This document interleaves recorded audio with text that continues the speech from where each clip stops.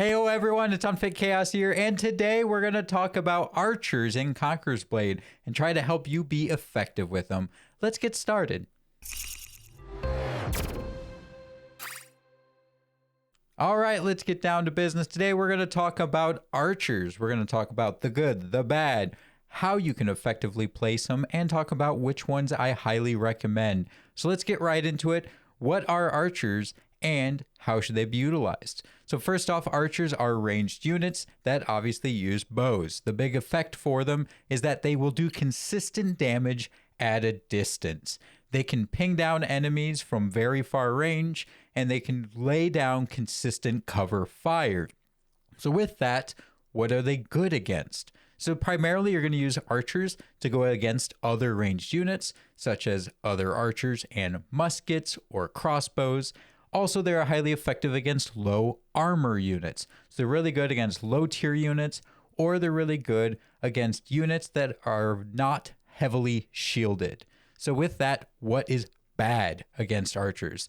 So with archers, you want to watch out for heavily shielded units, heavily armored units, cavalry that goes around in flanks, and other warlords. A lot of the times what will end up taking out my archers is not other units, but it's a warlord that snuck up without me noticing and then took them out. So with that, you want to make sure that you place your archers very effectively. So let's get into placement. First off, there's three things to keep in mind.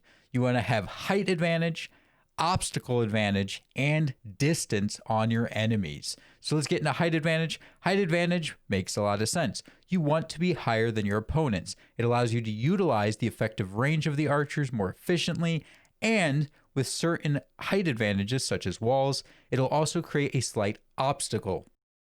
The enemy archers have to shoot up onto the precipice while you can shoot down, therefore reducing their effective visual range on you and making it harder for warlords to actually place arrow rain or other abilities. So obstacles though is a big thing, especially in siege.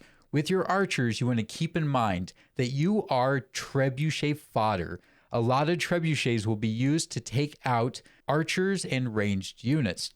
So be very mindful when you place them. Try to have obstacles to block trebuchet incoming fire. Place them next to houses, place them in alleyways, place them wherever you can to try to avoid treb fire as much as possible. With that being said, do also use this to your advantage. In a siege battle, if you're very good at babysitting your archers, you can actually take treb fire from opponents and make them waste it.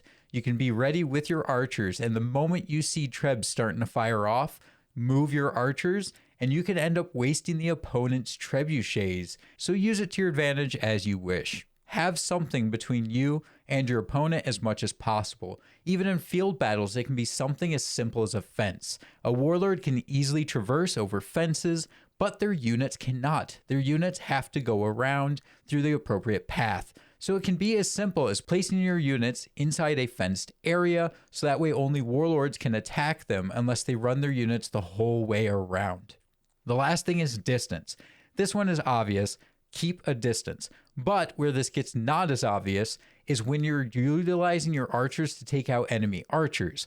Certain archers have high range compared to others. Something like longbowmen are very good at taking out other archers because they have the longest range in the game. They can get over 100, whereas something like your prefectures and nomcons are talking more like 80 or 85 for their effective range. So you have to be very mindful. If you're using archers and you're trying to take out other archers, try to figure out what they are and make sure that you can try to outrange them or at least out obstacle them, so that way they cannot hit you, but you can effectively hit them.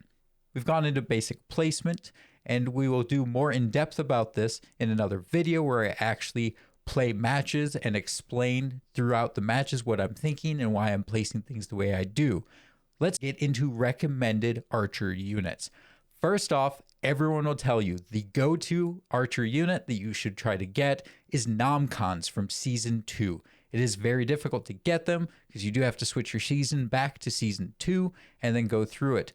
But they are highly effective units. The primary reason being that they have a bleed. This bleed is twofold in how it's effective. One, it allows you to maintain consistent damage on the unit even when they leave range, sometimes getting you some really wonderful kills even after you've disengaged. And two, this effectively takes out the healing of enemy warlords.